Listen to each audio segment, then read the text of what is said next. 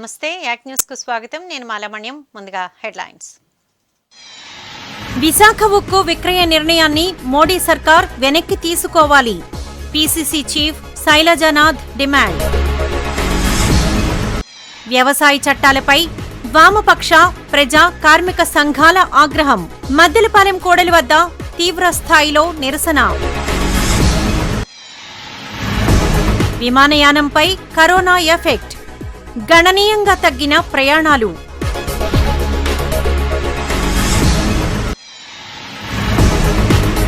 Vasupalli grievance.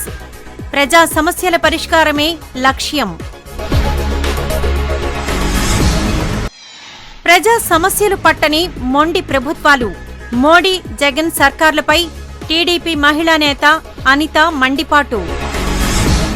ఇక వార్తల వివరాలు చూద్దాం. మోడీ సర్కార్ విశాఖ ఉక్కు ప్రైవేటీకరణ నిర్ణయంపై పీసీసీ చీఫ్ సాకే శైలజానాథ్ మండిపడ్డారు.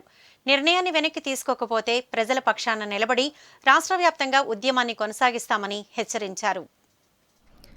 విశాఖ ఉక్కు కర్మాగార విక్రయ ప్రతిపాదనపై సర్వత్రా వ్యతిరేకత వ్యక్తమవుతోంది. ఉత్తరాంధ్రలో లక్షలాది మందికి ఉపాధి కల్పిస్తున్న ఈ కర్మాగారాన్ని విక్రయించాలన్న కేంద్ర ప్రభుత్వ నిర్ణయాన్ని ప్రతి ఒక్కరూ ముక్త కంఠంతో ఖండిస్తున్నారు. రాజకీయ పక్షాలు సైతం వీరికి బాసటగా నిలుస్తున్నాయి. అందులో భాగంగా కాంగ్రెస్ పార్టీ రాష్ట్ర స్థాయిలో ఓ కమిటీని వేసి మోడీ సర్కార్ ఉక్కు విక్రయ నిర్ణయంపై వెనక్కి తగ్గేంతవరకు పోరాటం చేయాలని నిర్ణయించింది. ఆ వివరాలను పీసీసీ చీఫ్ శైలజానాథ్ నగర కాంగ్రెస్ పార్టీ కార్యాలయంలో ఏర్పాటు చేసిన మీడియా సమావేశంలో వెల్లడించారు. విశాఖ ఉక్కు ఆంధ్రుల హక్కు నినాదంతో ఎందరో ప్రాణత్యాగాల ఫలితంగా స్టీల్ ప్లాంట్ ఆవిర్భవించిందని గుర్తు చేశారు. ఇంతటి నేపథ్యం ఉన్న ఈ కర్మాగారాన్ని మోడీ సర్కార్ తమ ఆర్థిక స్నేహితులకు అప్పనంగా అప్పజెప్పాలని చూస్తే కాంగ్రెస్ పార్టీ చూస్తూ ఊరుకోబోదని హెచ్చరించారు. కనీసం సున్నం కూడా వేయని బీజేపీ ప్రభుత్వానికి నవరత్న ఉక్కు కర్మాగారాన్ని విక్రయించే హక్కు ఎవరిచ్చారని ప్రశ్నించారు. ఆంధ్రుల మనోభావాలను దెబ్బతీసే కేంద్ర ప్రభుత్వ నిర్ణయాలను నిలదీయలేని నిస్సహాయుడు సీఎం జగన్మోహన్ రెడ్డి అని వ్యాఖ్యానించారు. ప్రభుత్వ సంపదను కొల్లగొట్టాలనుకునే సమర్థులైన మేధావులు రాజకీయాలు ఉండటం దురదృష్టకరమని ఎంపీ సుజనా చౌదరిని ఉద్దేశించి ఎద్దేవా చేశారు. ఆంధ్రప్రదేశ్ రాష్ట్రానికి ఆంధ్రప్రదేశ్ ప్రజల యొక్క ప్రాణ త్యాగాల ఫలితమైన విశాఖ ఉక్కు ఫ్యాక్టరీని నష్టాల పేరు మీద భారతీయ జనతా పార్టీ ప్రభుత్వం, జగన్మోహన్ రెడ్డి గారి ప్రభుత్వం సహకారంతో దీన్ని వారి యొక్క ఆర్థిక స్నేహితులకు అమ్మివేసే కార్యక్రమాన్ని అడ్డుకోవడానికి కాంగ్రెస్ పార్టీ ఈ కార్యక్రమాన్ని ఏర్పాటు చేశారు. స్నేహితులారా, ఇది ఏదో ఒక ప్రాంతంలో ఉద్యమాలు వచ్చి స్థాపించిన సంస్థ కాదు. ఇది యావత్ ఆంధ్రప్రదేశ్ మొత్తం అనంతపురం నుంచి కూడా అందరు ఏకైక కోరికతో హక్కు, ఇది ఆంధ్రుల హక్కు, విశాఖ ఉక్కు అనే ఒక నినాదం కింద దీన్ని సాధించారు.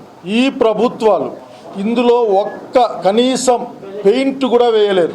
అప్పనంగా దాదాపు ఒక పెద్ద మనిషి చెప్పాడు, ఈ రోజున 1,00,000 కోట్ల విలువైన భూములే దీనికి ఉంటాయి. ఎవరి కన్ను పడిందో ప్రజలకు తెలుసు. వారి యొక్క నిజస్వరూపాన్ని, వారి బట్టలిప్పి ప్రజల ముందు నిలబెడతాం మేము. ఇది కాంగ్రెస్ పార్టీ బాధ్యత. ఇది స్వర్గీయ ఇందిరాగాంధీ గారు, ఆనాటి సంజీవరెడ్డి గారు, అమృతరావు గారి యొక్క త్యాగం, అనేక మంది వీరుల పోరాట ఫలితంగా వచ్చిన విశాఖ ఉక్కును మేము కబ్జాలో పెట్టుకొని అమ్మేస్తామంటే ఖబర్దార్, మీ సంగతి తేలుస్తామని తెలియజేస్తా ఉన్నాం. విశాఖపట్నం మీద ఉక్కు మీద చేయేస్తే భారతీయ జనతా పార్టీకి పుట్టగతులు లేకుండా చేస్తామని తెలియజేస్తా ఉన్నాను. మోడీ సర్కార్ నిర్ణయాలపై మహావిశాఖ అట్టొడుకుతోంది. వ్యవసాయ చట్టాల అమలు, స్టీల్ ప్లాంట్ ప్రైవేటీకరణ నిర్ణయాలపై నిరసనలు వెల్లువెత్తుతున్నాయి. అందులో భాగంగా వామపక్ష కార్మిక ప్రజా సంఘాలు మద్దెలపాలెం కూడలి వద్ద తీవ్ర స్థాయిలో నిరసన తెలిపాయి. కేంద్రంలో మోడీ ప్రభుత్వ నిర్ణయాలపై మహావిశాఖలో ఆగ్రహం పెల్లుబుకుతోంది. విశాఖ ఉక్కు విక్రయ నిర్ణయంపై మండిపడ్డ వామపక్ష కార్మిక ప్రజా సంఘాలు ఇప్పుడు ఢిల్లీ రైతు ఉద్యమానికి సంఘీభావం తెలుపుతూ మద్దెలపాలెం కూడలి వద్ద తీవ్ర స్థాయిలో నిరసన వ్యక్తం చేశాయి. రోడ్డుపై బైఠాయించి బీజేపీ సర్కార్కు వ్యతిరేకంగా పెద్దపెట్టున నినాదాలు చేశారు. ట్రాఫిక్కు అంతరాయం కలిగించారు. దీంతో పోలీసులు నిరసనకారులకు సర్ది చెప్పే ప్రయత్నం చేశారు.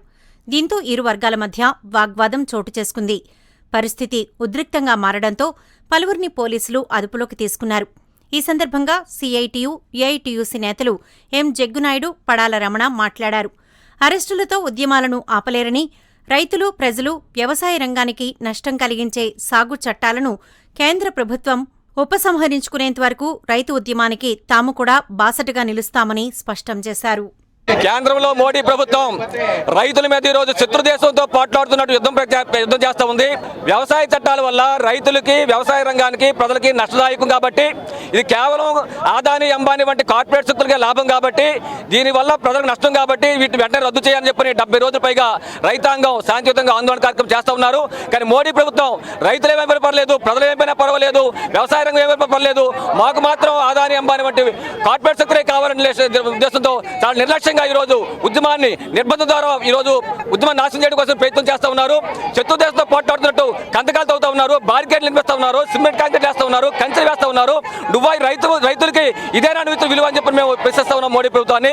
ఇటువంటి నిర్బంధం ద్వారా ఈ ఉద్యమాన్ని ఆపాలంటే ఆపే సమస్య లేదు. అందుకని ఈరోజు దేశవ్యాప్తంగా రైతాంగ ఉద్యమానికి మద్దతుగా ఈరోజు విశాఖపట్నంలో అన్ని ప్రజా సంఘాల ఆధ్వర్యంలో ఈ నేషనల్ హైవేస్ దిగ్బంధించే కార్యక్రమం చేస్తా ఉన్నాం. ఎప్పటికైనా సరే మోడీ ప్రభుత్వం తన రైతు ప్రజా వ్యతిరేక విధానాలు విధానాలని, 3 చట్టాలని, వ్యవసాయ చట్టాలని, అదేవిధంగా విద్యుత్ సంస్కరణ బిల్లు వెంటనే రద్దు చేయాలని డిమాండ్ చేస్తున్నాం. లేని పక్షంలో మోడీ ప్రభుత్వానికి ప్రజలు, కార్మికులు, ప్రజా సంఘాలు గుణపాఠం చెప్తాయని చెప్పి హెచ్చరిస్తా ఉన్నాం. ఇవాళ నెలల తరబడి భారతదేశ రైతాంగం తాము పండించే పంట చేతి రాకముందే ఏ పెట్టుబడిదారులు ఏ పంట పండించాలో, ఎంత రేటు ఇవ్వాలని నిర్ణయించేటువంటి దౌర్భాగ్యమైన పద్ధతులు ఇవాళ భారతదేశ రాజ్యాంగాన్ని బలిపేట ఎక్కించే పద్ధతులు ఇవాళ మోడీ గారి ప్రభుత్వం ఉంది. కాబట్టి దానికి వ్యతిరేకంగా ఇవాళ రైతాంగం పోరాటం చేస్తుంటే ఆ పోరాటాన్ని విచ్ఛిన్నం చేయడానికి ప్రభుత్వం రకరకాల ప్రయత్నాలు చేస్తూ ఉన్న సందర్భంలో భారతదేశ వ్యాప్తంగా ఈ అన్నం పెట్టే అన్నదాతకు అండగా ఇవాళ శ్రామిక వర్గం, యువజన, విద్యార్థి, మహిళా సంఘాలన్నీ కూడా అండగా నిలబడుతున్నాయి. ఇప్పటికైనా మోడీ గారి ప్రభుత్వం తన విధానాలను వెనక్కి తీసుకొని నల్ల చట్టాలు వెంటనే రద్దు చేయాలి. రద్దు చేయకపోతే భారతదేశ వ్యాప్తంగా పెద్ద ఎత్తున పోరాటానికి ఇప్పటికే నడుస్తూ ఉంది. మరింత ఉధృతమయ్యే పరిస్థితి వస్తుంది. మరో పక్కన ఈ దేశంలో ఈ ఉత్తరాంధ్రకి, ఆంధ్రప్రదేశ్కి వెన్నెముకగా ఉన్నటువంటి లక్షలాది మందికి ఉపాధి కల్పించేటువంటి వీరోచిత పోరాటాల ఫలితంగా సాధించుకున్నటువంటి విశాఖపట్నం ఉక్కు, ఆంధ్రుల హక్కుని పోరాడి 32 మంది విద్యార్థి యువ కిషోరాలు, అనేక మంది కమ్యూనిస్ట్ పార్టీ శాసనసభ్యులు రాజీనామాలు చేసి సాధించుకున్నటువంటి విశాఖపట్నం ఉక్కు ఫ్యాక్టరీని ఇవాళ పోస్కో లాంటి సంస్థకి అప్పగించడానికి ఇవాళ ప్రభుత్వం పూనుకుంది. విమానయానంపై కరోనా ఎఫెక్ట్ పడింది. గణనీయంగా ప్రయాణాలు తగ్గిపోయాయి. సరుకు రవాణా కూడా తగ్గింది. దీంతో విమానయాన సంస్థలు సర్వీసులను కూడా తగ్గించేశాయి. కరోనా భయం ఇంకా విమాన ప్రయాణికులను వెంటాడుతూనే ఉంది. అందువల్ల ఎవరూ పెద్దగా విమానయానానికి ఆసక్తి చూపించడం లేదు. దీంతో ప్రయాణాలు గణనీయంగా తగ్గిపోయాయి. కరోనాకు ముందు విశాఖపట్నం విమానాశ్రయం నుంచి నెలకు సగటున 2 లక్షల మంది ప్రయాణించేవారు. ప్రస్తుతం ఆ సంఖ్య 1,00,000కు పరిమితమైంది. 2019లో విశాఖ నుంచి 27,81,494 మంది ప్రయాణించగా 2020లో 12,65,434 మంది మాత్రమే ప్రయాణించారు. అంటే 55% మంది తగ్గిపోయారు. 2019లో విశాఖ విమానాశ్రయం నుంచి 21,455 విమానాలు రాకపోకలు సాగించగా 2020లో 11,467 మాత్రమే నడిచాయి. అంటే 47%, దాదాపుగా 10,000 విమానాలు తగ్గిపోయాయి. కార్గో రవాణా కూడా 40% తగ్గింది. విశాఖ విమానాశ్రయం నుంచి 2019లో 5,926 టన్నుల సరుకు రవాణా చేయగా 2020లో 3,685 టన్నులు మాత్రమే రవాణా జరిగింది. ఎయిర్ ట్రావెలర్స్ అసోసియేషన్ ఈ ఏడాది విమానయానం ఆశాజనకంగా ఉంటుందన్న ఆశాభావం వ్యక్తం చేస్తోంది. దక్షిణ ఎమ్మెల్యే వాసుపల్లి గణేష్ కుమార్ నియోజకవర్గ ప్రజల సమస్యల పరిష్కారం కోసం తనదైన శైలిలో కృషి చేస్తున్నారు. వార్డుల పర్యటనలతో పాటుగా ప్రజల సమస్యలను ఆసిల్మెట్ట కార్యాలయంలో గ్రీవెన్స్ ద్వారా తెలుసుకుంటున్నారు. వాటిని అధికారుల దృష్టికి తీసుకువెళ్లి పరిష్కారానికి కృషి చేస్తున్నారు. ఈ సందర్భంగా ఆయన మాట్లాడుతూ ఎక్కువ మంది ఇళ్ల స్థలాల సమస్యలను తన దృష్టికి తీసుకువస్తున్నారని చెప్పారు. స్థలం వద్దు, ఇళ్లే కావాలని ఎక్కువ మంది కోరుతున్నారని, స్థలం కూడా విలువైనదేనని, ప్రభుత్వం ఇస్తున్న సంక్షేమ పథకాలను సద్వినియోగం చేసుకోవాలని సూచించారు.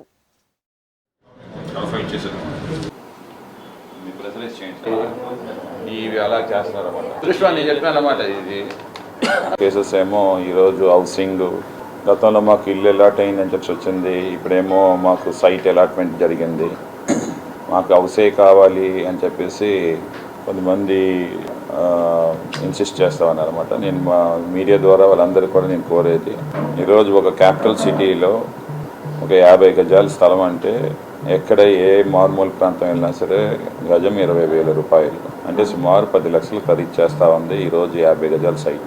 అన్ని ఫెసిలిటీస్ తోటి with roads, trains, water facilities తోటి ఒక 50 గజాలు ఇచ్చి దానిపైన ఏమో కట్టేందుకు మళ్ళీ 1,80,000 రూపాయలు ఏమో స్టేట్ గవర్నమెంట్ ఇస్తూ హౌసింగ్ ఫర్ ఆల్ స్కీమ్లోనేమో ఇవ్వడమే కాకుండా, లేదు ప్రభుత్వమే కట్టి ఇవ్వాలని అనుకుంటే సొంతంగా విత్ ఆల్ స్టీల్ ప్లాంట్ ఐరన్తో చక్కనైన ఇళ్ళ నిర్మాణం చేసి 360 SFT ఇవ్వడం, ఇదంతా ఖరీదు చేసేది సుమారు ఒక 15 లక్షల వరకు ఖరీదు చేస్తుందన్నమాట.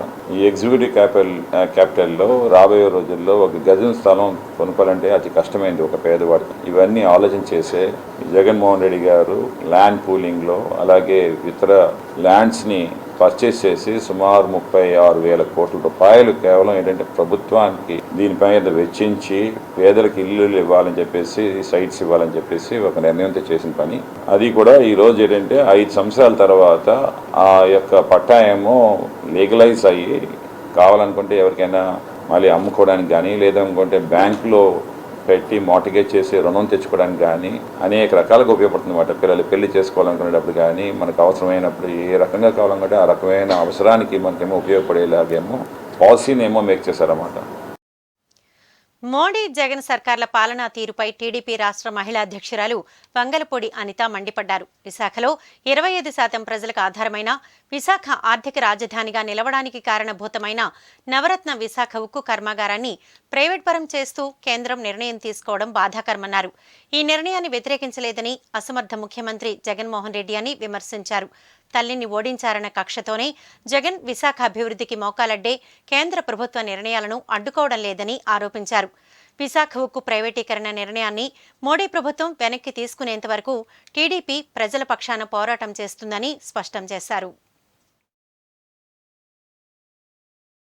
అంటే ఒక స్టీల్ ప్లాంట్ ని బేస్ గా చేసుకొని విశాఖపట్నం ఆంధ్రప్రదేశ్లోనే ఒక సముచితమైన స్థానమే కాకుండా ఏషియన్ కంట్రీస్ లో ఫాస్టెస్ట్ గ్రోయింగ్ సిటీగా ఎదగడానికి గల ముఖ్యంగా కారణమైన విశాఖపట్నం స్టీల్ ప్లాంట్ కి వాటి మీద ఈ రోజు రాబందుల కన్ను పడిందా అన్నట్టుగా ఈ రోజు మనం చూసుకోవచ్చు. సాధారణంగా ప్రభుత్వాలు ఏదైనా ఉంటే ఇంతకు ముందు కార్పొరేటర్ స్థాయి వాళ్ళందరినీ కూడా ప్రభుత్వాలు అన్నవి శాసించేవి. కానీ ఈ దౌర్భాగ్యం ఏంటంటే ఇటువంటి పాలకులు ఉన్న చోట కార్పొరేటర్లే ప్రభుత్వాన్ని శాసించే విధంగా ఈరోజు తయారవడానికి గల ఉదాహరణగా ఈరోజు స్టీల్ ప్లాంట్ తాలూకా ప్రైవేటీకరణ గురించి మనం మాట్లాడుకోవచ్చు. అంటే ఎంతవరకు దిగజారిపోయారు ఈరోజు, ఎంతమంది త్యాగాల ఫలితం ఈరోజు విశాఖపట్నానికి ఉక్కు కర్మాగారం రావడం.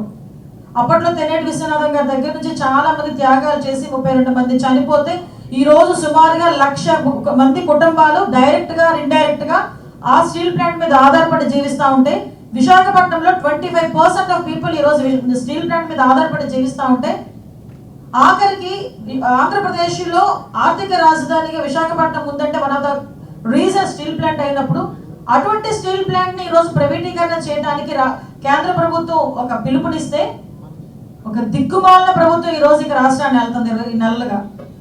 అంటే ఒక ఏ విషయం మీద అవగాహన లేని గవర్నమెంట్ ఈ రోజు ఇక రాజ్యాన్ని వెళ్తుంది ఆంధ్రప్రదేశ్ లో.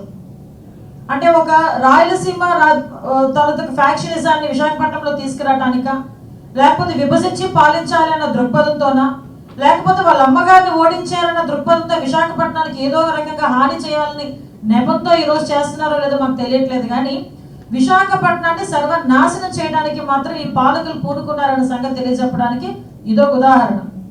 మా A1 A2 రెడ్డిలు ఉన్నారు. ఆ A1 A2 రెడ్డిలు ఎప్పుడైతే లెగ్ పెట్టారో విశాఖపట్నంలో, అప్పటి నుంచి విశాఖపట్నం బుక్ అయిపోతుందండి. సుదూర ప్రాంతాల నుంచి బస్సులు నడిపే డ్రైవర్లు విశ్రాంతి తీసుకునేందుకు వీలుగా ప్రజా రవాణా శాఖ విశాఖ రీజియన్ ద్వారకా బస్ స్టేషన్లో 2 AC గదులను సిద్ధం చేసింది. ఒక్కో గదిలో 52 మంది చొప్పున 104 మంది విశ్రాంతి తీసుకునే వీలుంది.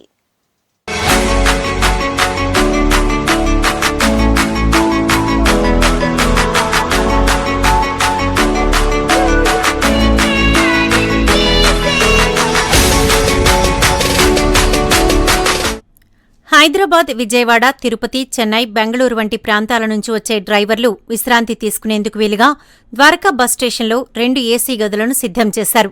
ఒక్కో గదిలో 52 మంది చొప్పున 104 మంది విశ్రాంతి తీసుకునేందుకు వీలుగా వీటిని నిర్మించారు. ఆర్టీసీ డ్రైవర్లు రాత్రంతా దూర ప్రాంతాల నుంచి బస్సులు నడిపి ఉదయానికి విశాఖ చేరుతారు. మళ్లీ ఆ రోజు రాత్రి బయలుదేరుతారు. అప్పటి వరకు వీరంతా ఈ గదుల్లో విశ్రాంతి తీసుకుంటారు. ఆయా డిపోలకు సంబంధించిన డ్రైవర్లకు బెడ్లను కేటాయిస్తూ ముందుగానే బోర్డును ఏర్పాటు చేస్తున్నారు. దీంతో పాటు హోటల్ భోజనం రుచించని వారు స్వయంగా వంట చేసుకునేందుకు వీలుగా విశ్రాంతి గదులకు అనుబంధంగా వంటగదిని కూడా ఏర్పాటు చేశారు. నమస్కారం అండి. మా DBS కాంప్లెక్స్లో ఉత్తరాంధ్రలోది సెంటరు. ఈ సెంటర్లో కూడా మన డ్రైవర్లు వాళ్ళకి కూడా మంచి రెస్ట్ రూమ్ ఉంది. లాంగ్ డిస్టెన్స్ సర్వీస్ కూడా ఈ మధ్యకాలంలో బాగా పెరిగినాయి. వీళ్ళందరికీ కూడా AC రెస్ట్ రూమ్ ఏర్పాటు చేసామండి, 120 మంది వరకు. ఇదే ఈ రెస్ట్ రూమ్ కాకుండా non AC rooms Maddilapalem and MVP bus స్టాండ్లో కూడా రెస్ట్ తీసుకోవడానికి రెస్ట్ రూమ్స్ సరైన సౌకర్యాలు ఉన్నాయి. వాళ్ళ టాయిలెట్ సదుపాయం, నీటి సదుపాయం ఇలాంటివి కూడా ఎప్పటికప్పుడు పర్యవేక్షించుకుంటుంటారు బస్ స్టాండ్లో. ఈ రకంగా డ్రైవర్లు డ్రైవింగ్లో సరైన రెస్ట్ తీసుకొని మనకి RTC ఏదైతే ఉందో మనకి భద్రతమైన మారుపేరైన IPSRTCలో ప్రయాణికులకు సుఖం అన్న ఉద్దేశంతో చర్యలన్నీ తీసుకోవడం జరుగుతుంది APSRTC తరఫున. ఈ రకంగా డ్రైవర్స్ అందరూ హ్యాపీగా ఉన్నారు. డ్రైవర్లు కూడా చక్కగా రెస్ట్ తీసుకొని అది బయలుదేరుతున్నారు. అందరూ కూడా హ్యాపీగానే మంచి రెస్ట్ తీసుకొని డ్రైవింగ్లో కూడా ఎక్కువ స్ట్రెయిన్ అవ్వకుండా ఇక్కడ వచ్చాక వాళ్ళు రెస్ట్ తీసే సౌకర్యం అయితే ఇక్కడ భారీ ఎత్తున ఉందండి. అందరూ కూడా ఈ DBS కాంప్లెక్స్ ఇక్కడ నుండి ఇక్కడ ఒక విజయవాడ, తర్వాత భీమవరం ఇలాంటి ప్రాంతాల నుండి కూడా విశాఖపట్నం వచ్చి వాళ్ళకి రెస్ట్ తీసుకొని, ముఖ్యంగా ఎక్కువ లాంగ్ డిస్టెన్స్ సర్వీసులు నైట్ అంతా ట్రావెల్ చేసి ఉదయం దిగుతారు. ఉదయం దిగి మధ్యాహ్నం సాయంత్రం వరకు రెస్ట్ తీసుకొని మళ్ళీ తిరుగు ప్రయాణంలో వెళ్ళే పరిస్థితి ఇక్కడ ఉందండి. అందరూ కూడా మంచి సౌకర్యాలు ఇంకా మెరుగుపరచడానికి సరైన చర్యలు తీసుకోవడానికి పూర్తి సహకారం అందిస్తామండి.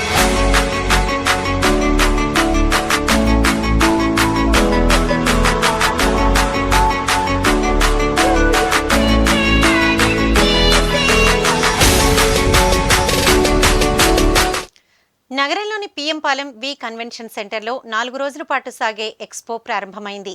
వివిధ రకాల ఫర్నిచర్, ఇంటీరియర్, ఆహారోత్పత్తులు, ఇతర వస్తువులు ప్రదర్శనలో ఆకట్టుకుంటున్నాయి. PM పాలెం వి కన్వెన్షన్ సెంటర్లో 4 రోజుల పాటు సాగే జాతీయ స్థాయి ఎగ్జిబిషన్ ప్రారంభమైంది. ఇందులో జాతీయ, అంతర్జాతీయ మోడల్స్తో పాటు వివిధ రకాల ఫర్నిచర్, వివిధ రాష్ట్రాల ఆహారోత్పత్తులు, ముత్యాలు, డ్రెస్ మెటీరియల్స్, రియల్ ఎస్టేట్, అరుదైన విగ్రహాల స్టాల్స్ కొలువుదీరాయి. ఈ సందర్భంగా నిర్వాహకులు ఉమేష్ పాండే, కుల్దీప్ కౌల్ మాట్లాడుతూ ఈ నెల 8 వరకు ఎక్స్పో ఉంటుందన్నారు. ఉదయం 11 నుంచి రాత్రి 8:30 గంటల వరకు ప్రదర్శనను తిలకించవచ్చన్నారు. వివిధ రకాల వస్తువులపై 40% వరకు రాయితీలు ఇస్తున్నట్లు తెలిపారు.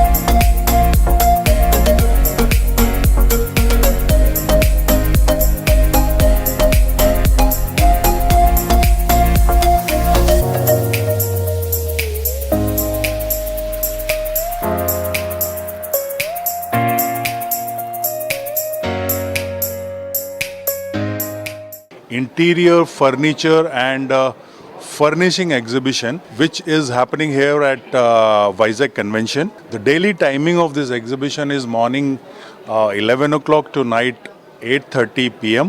This exhibition is till 8th of February. So you all beautiful people who are watching this act, I welcome one and all to this beautiful exhibition, which is a very high-end luxury exhibition. Top and best furnitures, best interiors are available in this exhibition at a very economical pricing, because these are all directly the manufacturers who are participating in this exhibition.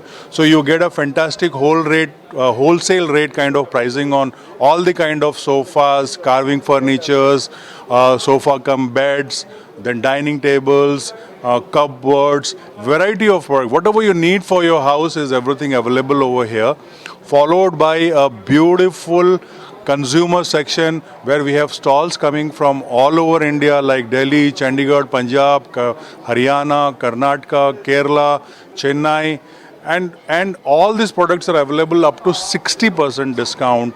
And we have first time focused specially on all the women products. So basically we are focusing on to ladies.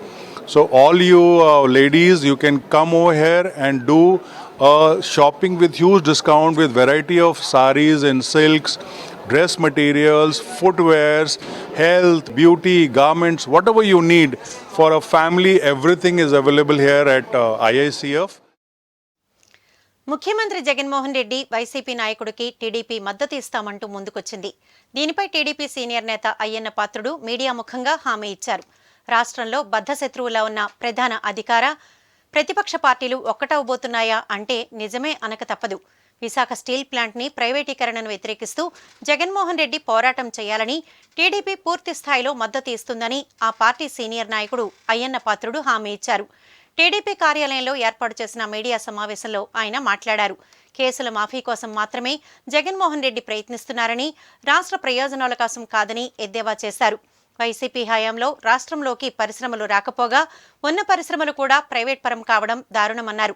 తక్షణమే జగన్మోహన్ రెడ్డి స్పందించాలని demand చేశారు.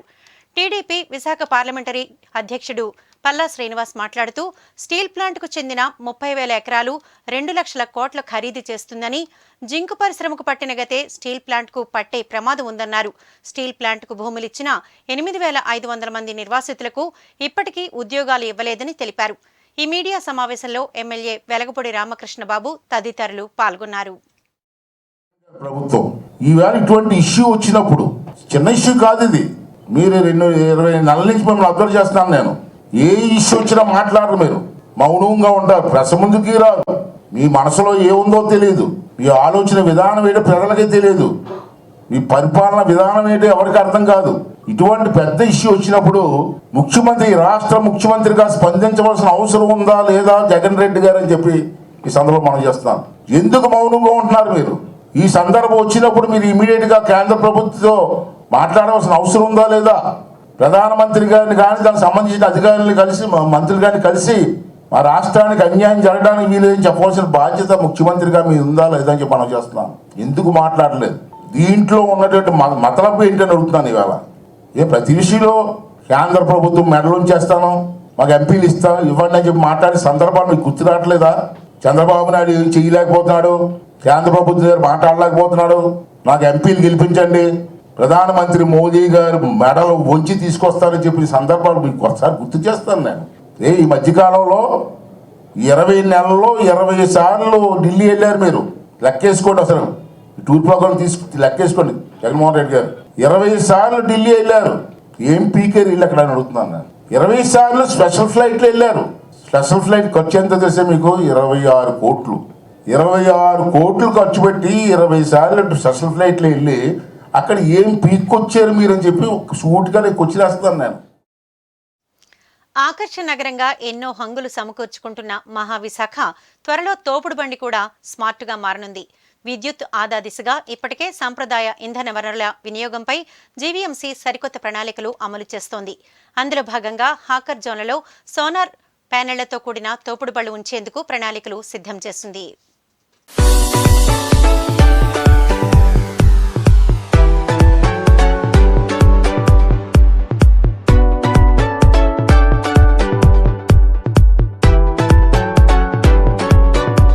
నవ్యాంధ్రలో అతిపెద్ద నగరంగా అవతరించిన Maha Visakha smart city అభివృద్ధిలో భాగంగా ఎన్నో సొబగులు అద్దుకుంటోంది. ముఖ్యంగా సంప్రదాయ ఇంధన వనరుల వినియోగంలో వినూత్న ప్రణాళికలు అమలు చేస్తోంది. విద్యుత్ ఆదాలో ఆదర్శంగా నిలిచేందుకు వడివడిగా అడుగులు వేస్తోంది. ఇప్పటికే దేశంలోనే మొదటిసారిగా విభిన్న సోలార్ ప్రాజెక్టులు ప్రారంభించిన జీవీఎంసీ మరో వినూత్న సౌర విద్యుత్ ఉత్పత్తికి శ్రీకారం చుడుతోంది.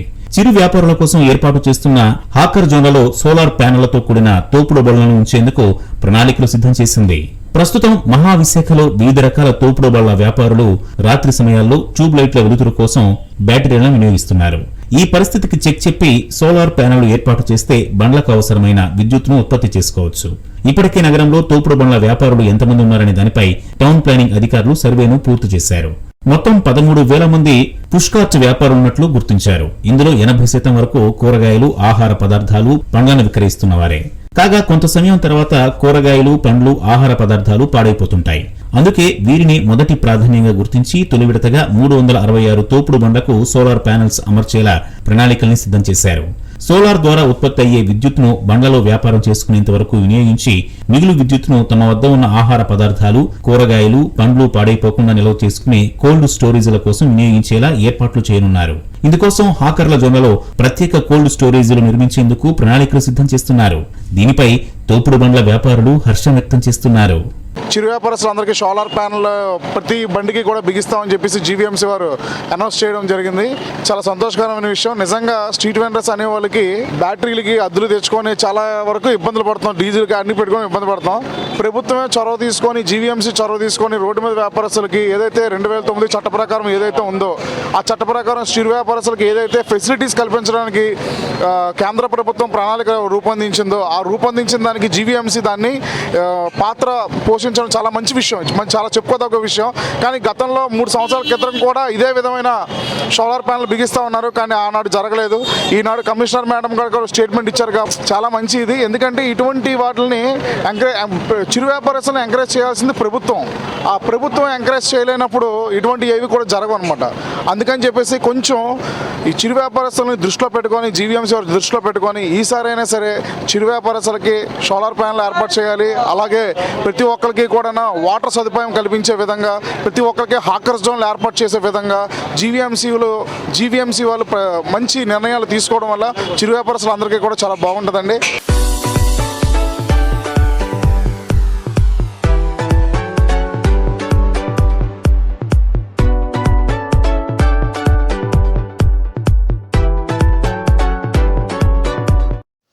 బులెటిన్ ముగించే ముందు హెడ్లైన్స్ మరోసారి. విశాఖ ఉక్కు విక్రయ నిర్ణయాన్ని మోడీ సర్కార్ వెనక్కి తీసుకోవాలి. PCC chief Sailajanath demand. వ్యవసాయ చట్టాలపై వామపక్ష, ప్రజా, కార్మిక సంఘాల ఆగ్రహం. మద్దెలపాలెం కోడలి వద్ద తీవ్ర స్థాయిలో నిరసన. విమానయానంపై కరోనా ఎఫెక్ట్. గణనీయంగా తగ్గిన ప్రయాణాలు.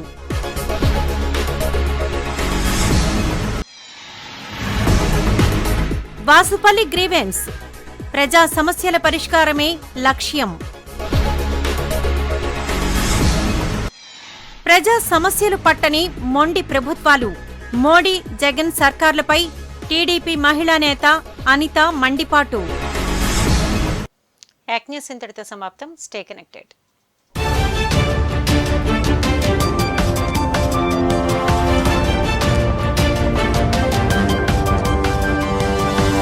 Audio